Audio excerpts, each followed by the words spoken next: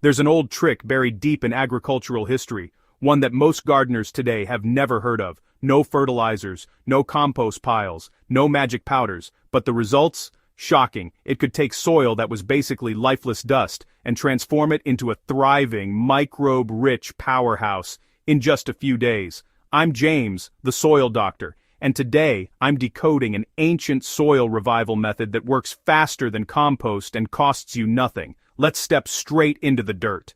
First, let's look at the proof. On my left, dry, pale, compact soil, basically dead. On my right, dark, crumbly, earthy soil packed with fungal threads and a rich smell. This transformation took days, not months. No fertilizers, no manure, and no store-bought compost. So what exactly did the ancients do? Across the world, different cultures had their own versions, but the principle was the same. They fed the microbes first, before feeding the plants. The secret?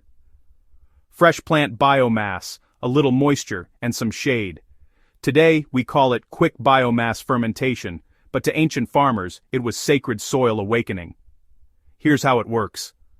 Microbes only need three things to wake up: carbon, a little nitrogen, and a cozy, moist, shaded place to party. Give them that, and they explode in number. Billions per teaspoon, sometimes overnight. The soil changes, nutrients unlock. Suddenly your plants perk up instead of dragging themselves through life. We're basically recreating a natural ignition event. All right, let's break it down step by step. Step 1, gather fresh green material, grass clippings, chopped weeds, pruned leaves, anything green and alive recently. This is your nitrogen spark plug. Step 2, gather brown material, dry leaves, shredded cardboard, old mulch.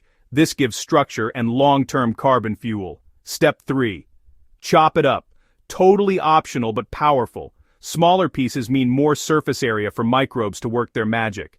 Step 4, lay it directly on your soil. You're making a thin, tightly layered biomass blanket. Greens, then browns, then greens, then browns. You want about 2 to 4 inches thick. Step 5, water it until it feels spongy. Not dripping, not dusty, spongy. Water wakes microbes up like sunlight wakes a rooster. Step 6, cover it. Use a tarp, an old sack, a cardboard sheet, or just thick mulch. This keeps it dark, humid, and straight up microbially delicious. Step 7, wait 3 to 7 days. Lift that cover and take a sniff. If it smells earthy, warm, a little fungal, you're golden. If you spot white threads, that's fungal mycelium, and that's the jackpot. Why does this work so fast? Microbes multiply like cosmic popcorn when the conditions are right. Once they hit the soil surface, they start mining minerals, unlocking nutrients, and restructuring soil crumbs. Dead soil becomes living soil, because you fed the life that feeds your plants. Before and after, you'll see soil darkening, water soaking in instead of running off, worms coming back, seedlings rooting easily, and plants getting greener without a single drop of fertilizer. So, when should you use this trick? After a drought, before planting a new bed, when your soil's pale or crusty, when compost is out of reach, or when money's tight but your plants deserve a good life. Here's my bottom line. When you understand soil, gardening becomes delightfully simple. Try this ancient trick and watch your garden leap back to life. If this helped you decode the dirt, hit like, share, and subscribe for more soil-smart gardening every single week.